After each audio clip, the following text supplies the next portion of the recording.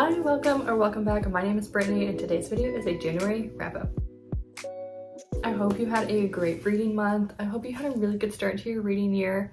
I feel like I had a pretty good reading month. There's a couple things I was like, about, but overall I picked up some good stuff and I'm like excited for this momentum.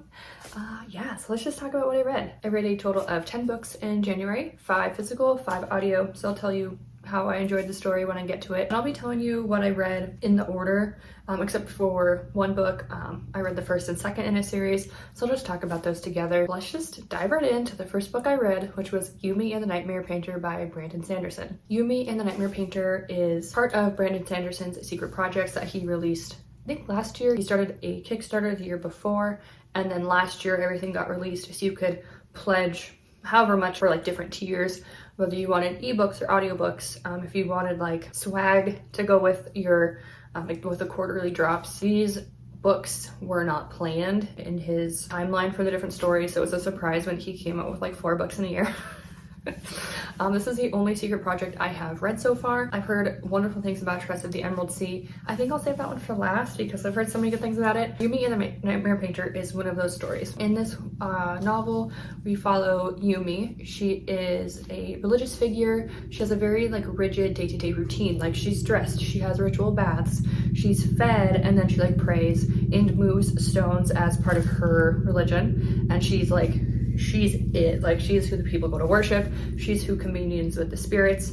And then we follow Painter, who like goes by his profession, so he's a painter in his world, and in his world there are these things called nightmares. These nightmares, if they feed on enough people, can become like real physical beings and like actually cause harm to the town. So Painter's job is to find these people, or find these beings that are taking advantage of the sleeping, and then essentially like paint them into submission, paint them into like harmless objects, and that sends them back to their like nightmare world. These two characters end up meeting and things get very complicated when Painter wakes up in Yumj's world, in Yumj's body. Yumj's invisible, and then Yumj starts waking up in Painter's world where Painter is invisible but Yumj is her own person. So they have to like cover for each other and, you know, make sure like the other one doesn't get in trouble, because like obviously Painter has no clue what he's doing in her world. And then they have to figure out like, why is this happening? Yumj is struggling with her role as like this renowned religious figure. Her life is so structured, she's not allowed normal freedoms, and so she does start to like question that. And then Painter himself is super lost. He's on the outside of his friend group. He's kind of quiet. He's resigned to doing his job, but just kind of doing the bare minimum. Like he's kind of just lost his like zest for life. That also just complicates these characters. I don't think I'm in the camp that would recommend this as a starting place for Sanderson. I've heard other booktubers say like, go for it, like jump right into these secret projects, it's fine. And I've heard others that are like, probably not.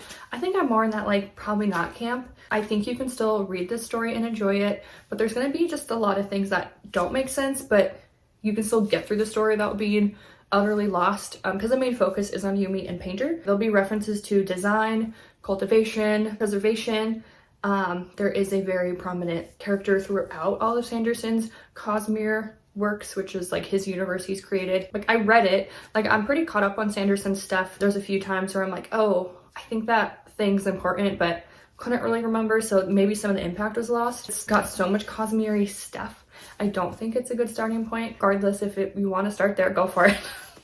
I know some Sanderson fans are very passionate about where you start, so really it's up to you. There's another interesting tidbit, and I bring this up because I think this might have been like my reason for not enjoying this story very much. This is heavily inspired story by Final Fantasy X, which is a video game. If you're familiar with Final Fantasy X and the relationship that occurs in that game, I think you'd really like this story, and that's what I've heard. I'm not familiar with it, so I didn't have that impact. I don't know the storyline, so I think I was losing some of that, but this just wasn't for me. It feels blasphemous to say I didn't like a Sanderson book. I found Yumj and Painter kind of annoying. Ugh, I hate that. Yumj, she's very strict. No matter how many times Painter like woke up in her world, there just was like no give for Yumj, and he's like, yo, like I don't know what's going on here. Like, what do you mean I can't feed myself? Like, that's weird. Painter, like this like mystery and like secret he has as to like why he's kind of aloof and out of the friendship group. You get answers to that, but I just didn't like the answer we got. It didn't make sense to me. Like, it was explained, but I'm still just like, so? Like, and? Like, I feel like the whole, like, conflict was just kind of weak. Like, it could have been avoided. I don't know. I did find myself just, like, kind of wanting it to be over. And I know people are very passionate about Sanderson, so that feels scary to say, but I just didn't like it. It wasn't for me. Regardless of what I think, if it sounds good, please check it out. The next book I read this month was Fairy Tale by Stephen King. The story follows Charlie as he helps like the neighborhood like grump like at the top of the hill, like the mean guy that no one talks to and his like really vicious dog, like, ooh, the house we stay away from. He ends up helping him and meeting Mr. Bowditch, and they end up forming a really lovely companionship. We just get to know more about Mr. Bowditch and his dog Radar. We get to see really nice moments from Charlie. He's really just a great guy. Like, he's a very sweet man. Like, he wants to do well in school. He wants to help his dad. Like, he just has a very like kind, caring heart. He also like reflects on maybe some of the not so nice things he's done in his life. You see him like acknowledge that, and I think that's really cool. As we learn and get this relationship between Charlie and Mr. Bowditch, we also learn that Mr. Bowditch has a secret in his shed. It is a fantasy portal to another world. I really enjoyed the audiobook narrator for this, Seth Numrich. I thought he did a really good job bringing the characters to life. Once things become fantastical, there's a lot of different characters with different like accents and backstory, and I feel like he did a great job voicing those differences. I think it's very similar to Yumi and the Nightmare Painter. I think I'm just missing some context. If you are very familiar with Brothers Grimm fairy tales, Goose Girl, Jack and the Beanstalk, Rumpelstiltskin, The Lady in the Shoe is also mentioned. If you're familiar with those stories, I think you would really like this because it kind of starts to feel like a love letter to fantasy, like OG fantasy. Once things become fantastical in this world, I just didn't like it. I didn't like it. Which, like, I read fantasy, so you would think I would. I just didn't. I loved the character work at the beginning. Like, I loved getting to know Charlie. We learn about how his mom died. We learn about like his dad's struggle with alcoholism and how like even though his dad had worked through that, like how that still affects his dad and Charlie's relationship. They went through some really rough times together. Mr. Bowditch, like, I feel like there's always more to like the cranky asshole like down the road. Like, he like had his own life, his own story, like his own reason for being the way he was. You get to know him and like they just have a really nice friendship. Like, I don't know, I just how Charlie takes care of him, how he takes care of the dog and is like, oh, like I need to like fix this for Mr. Bowditch. Like, he really just has a very good, kind, caring heart, and I liked seeing that. And then once things become fantastical, we just lose that character work that King is really good at, and then it becomes a very like quest-driven story. Like, now Charlie's on a mission, and so there's less focus on like getting to know Charlie and more on like what he's achieving. So I think that's why this started to not work for me. Again, I just like found myself kind of wanting it to be over. Because I just missed, like, I just wanted to go back to the beginning, honestly. At the end of the day, if it sounds good to you, pick it up, check it out.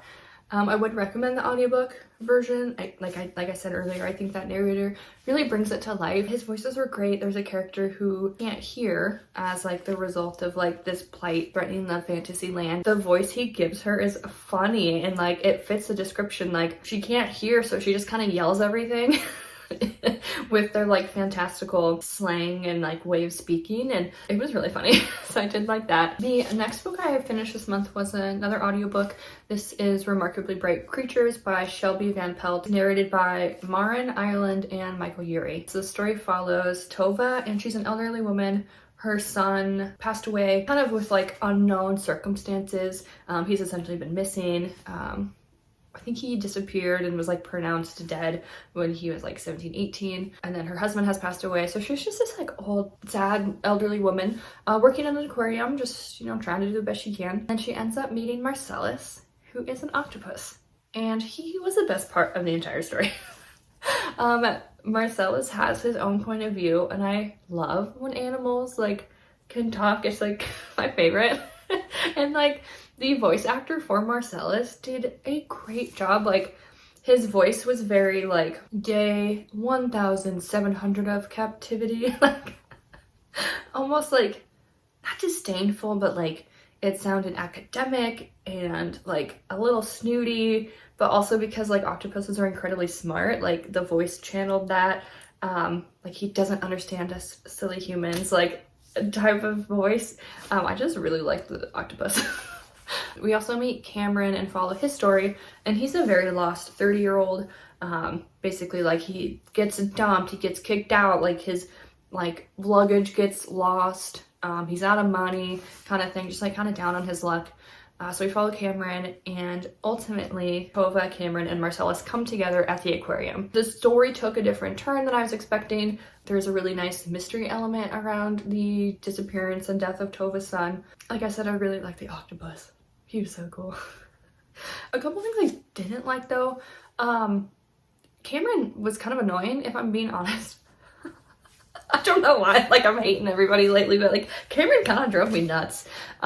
Because yes, he's like down on his luck and like things keep happening. Like he's also not making great choices. Like he's not like taking steps to help himself, and maybe like the best, like most ethical ways.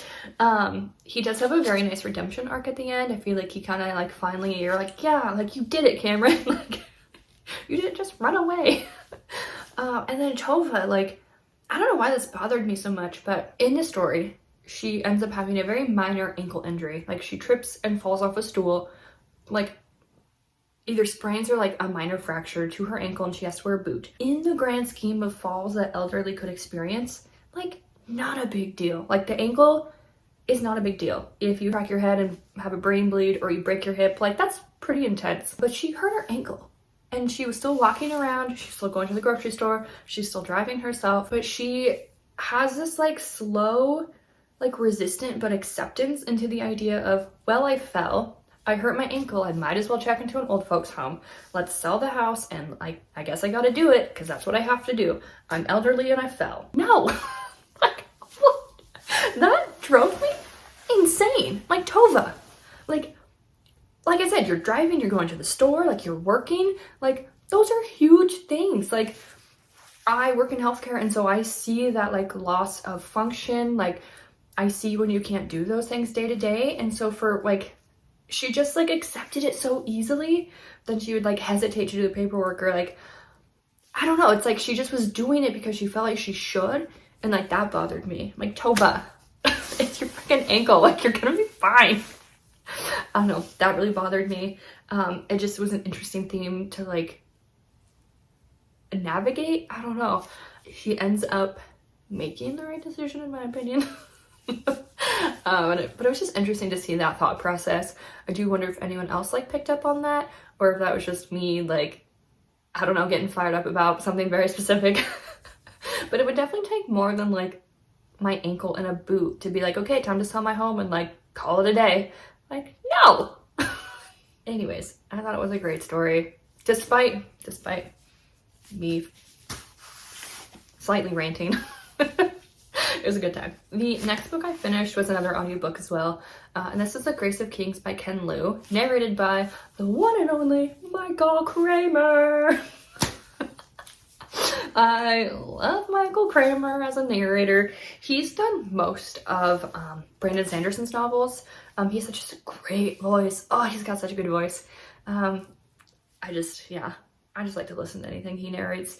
But The Grace of Kings by Ken Liu is a really fascinating, I'd almost say historical fiction with some slightly fantastical elements, but it is very heavily inspired on the Han Dynasty from China. So there is a lot of like battles and historical context and like Chinese inspiration in this. I liked it. I thought it was easy to follow. Like there was a few times every once in a while where I'm like, what's happening? Oh, okay, like that's how that connects. But overall, I thought it was a good time. I saw some other booktubers say that it reads like vignettes, like short stories within like an overall storyline.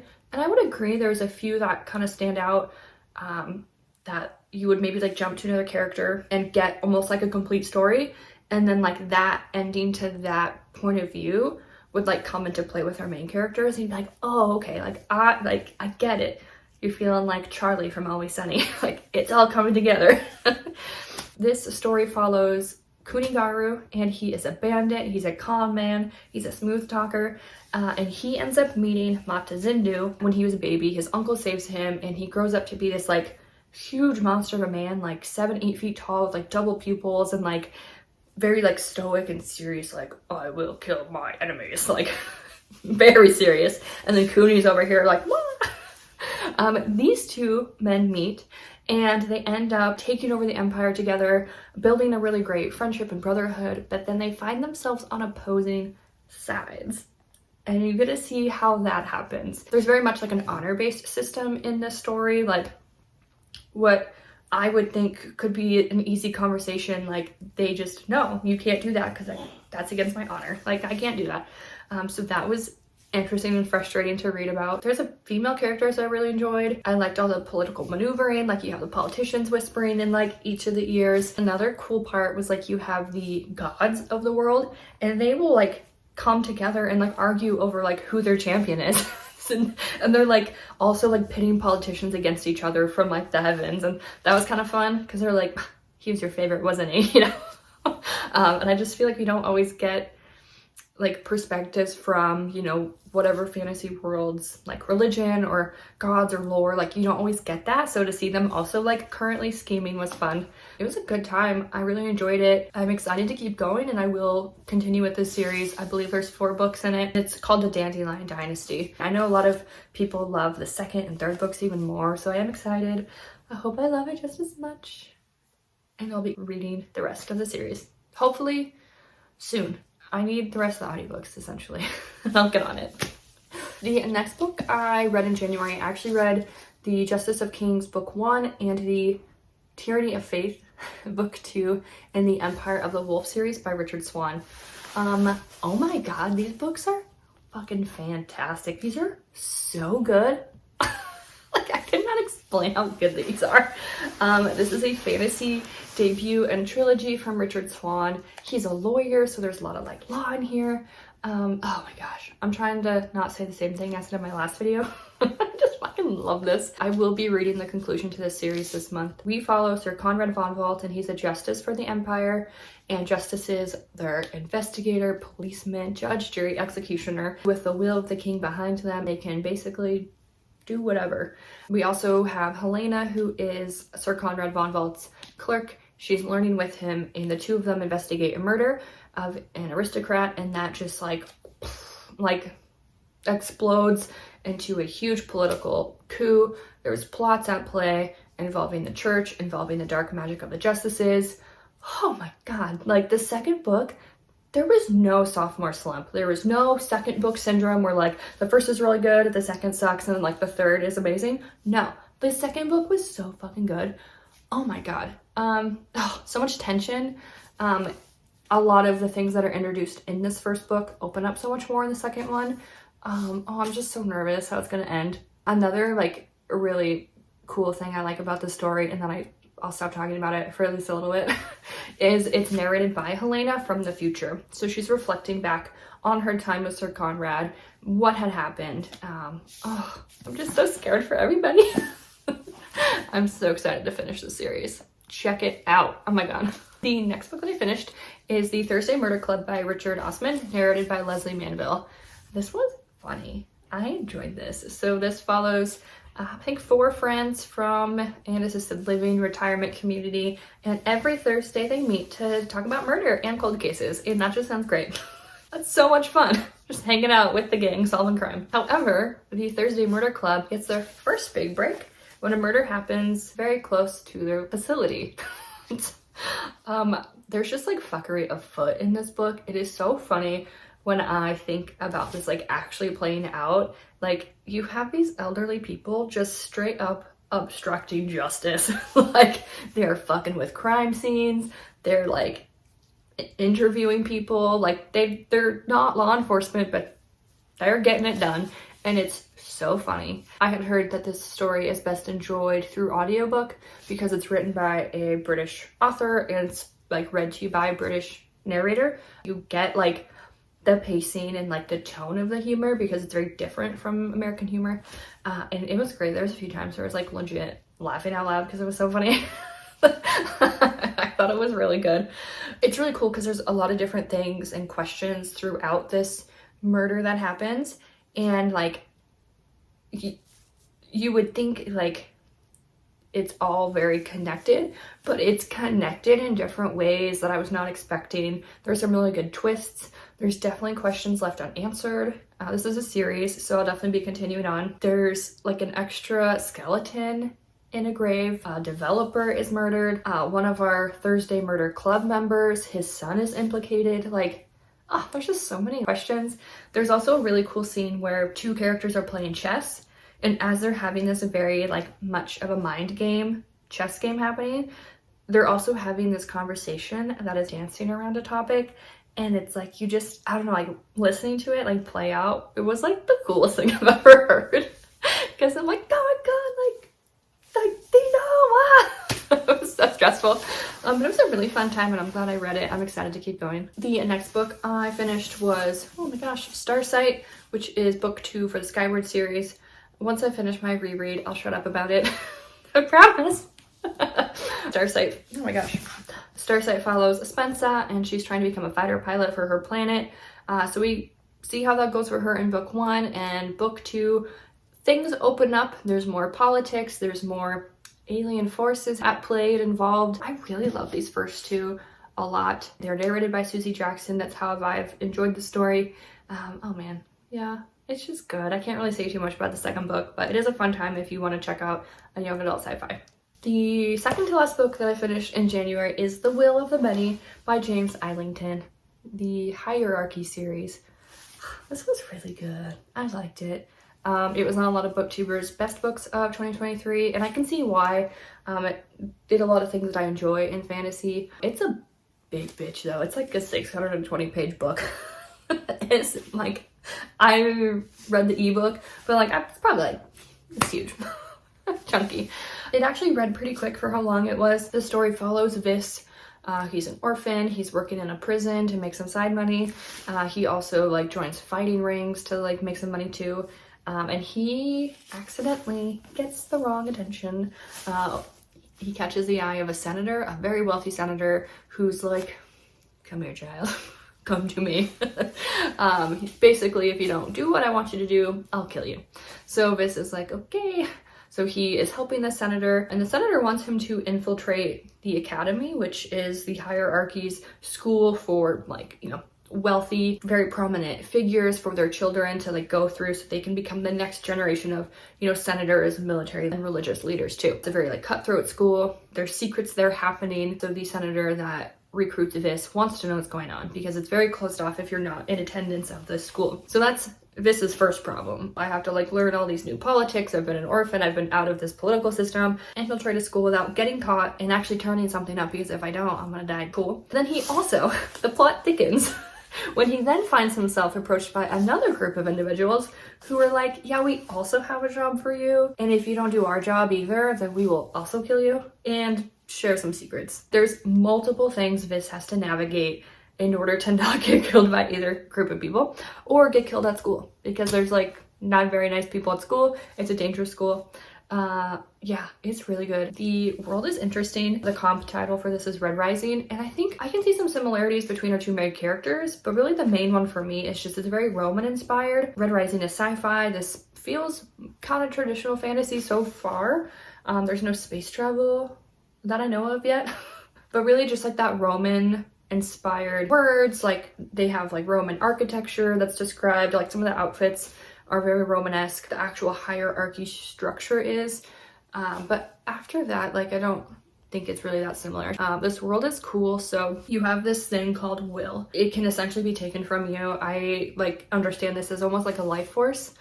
So you have to give your will up to the hierarchy. It gets pooled for like the next highest level of people. So then they get some of your like life force, and then they donate some, and like all of that life force goes to the next one and the next one and the next one. So like all of these people at the top of this pyramid end up being super powerful because they have the life force of like pretty much everybody trickling down. If you don't give up your life force willingly, they will hook you up to the sapper and take it from you.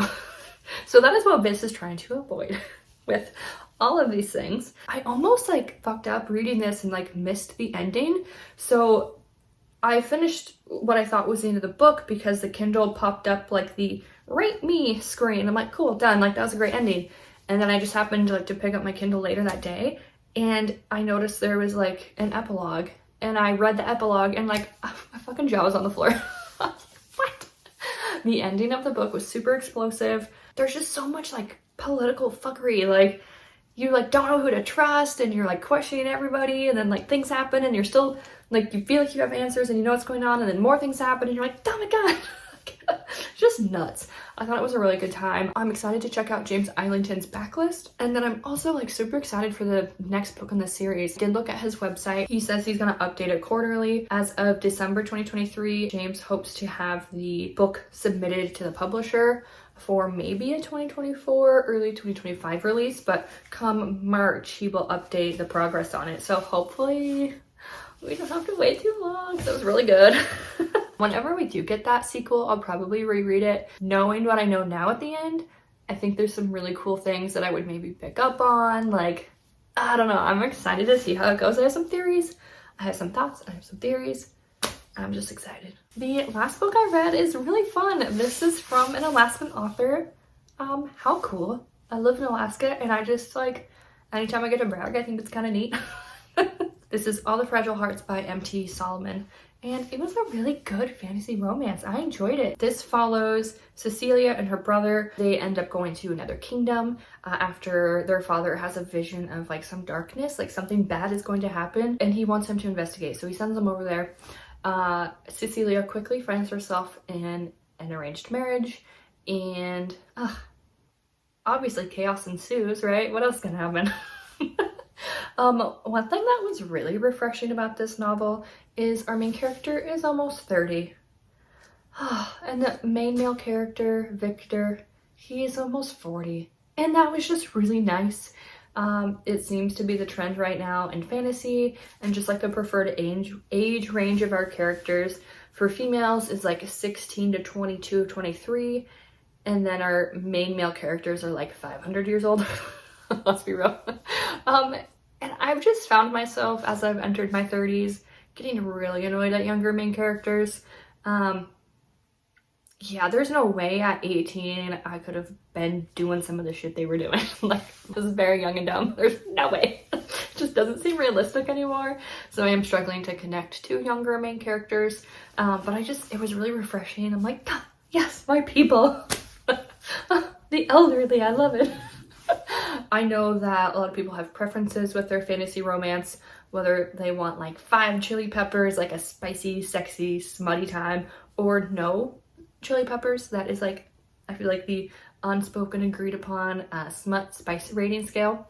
There's no chili peppers in the story. It is a closed book romance. I would have preferred like a little bit of extraness, but the story doesn't suffer without having those scenes. And sometimes I find that can be challenging for fantasy romance, where you have like really strong characters, great intimacy scenes, and then like a shitty world, or you have like a really great fantasy world and then there's no romance or no like character relationships either. I feel like it can be hard to find a balance. M.T. Solomon did a really great job with that. I liked her main characters. Their actions made sense. Cecilia is really strong, but not in like I'm a boss bitch way. Like, she's just a very strong woman without having to like tell everybody that she's a boss bitch. And then Victor is like, he's just a grumpy man. He's like content being the king's guard. Like, he doesn't want anything more. You learn about his abusive father, why he doesn't want to like deal with emotions. Like, it makes sense. I liked the themes of motherhood. This world is cool because you have 2 moons. You have the mother moon and the daughter moon. So I even like that aspect of it, motherhood and just mother-daughters. Cecilia doesn't know her mom, and so she does struggle a lot with identity. It was a really good time. The end of the book, though, I was like, what the fuck? I like read the last sentence. I'm like, what? So I'm like, what? I'm excited to like see how this goes. Another thing I really liked that M.T. Solomon did is she used little like excerpts at the beginning of each chapter to help give some lore and context to like the history, religion, some of the world. And I liked how she did it because there would be a few times we would read at the chapter heading about a certain person. You know, we don't realize what time this was happening, but we read about, you know, Susie. And then the chapter starts and we meet Susie. And so you're like, oh. So then I would like flip back, see what that little thing said. And it's like, oh, like Susie ends up to go do XYZ later, but we're meeting her for the first time here. Like, Interesting. How does Susie end up doing whatever? I liked that. I thought it was cool. This is a duology and we can expect the conclusion in October of this year. That is it, you guys. Thank you so much for hanging out with me today. I had so much fun. I had so much fun. Talking about all the books I read. Hopefully you did too. If you made it this far, leave me some sunshine down below because holy shit. I've been struggling. So leave me sunshine emoji. Let me know what you read in January, if there's something you think I should pick up, and I will see you in the next one. Bye!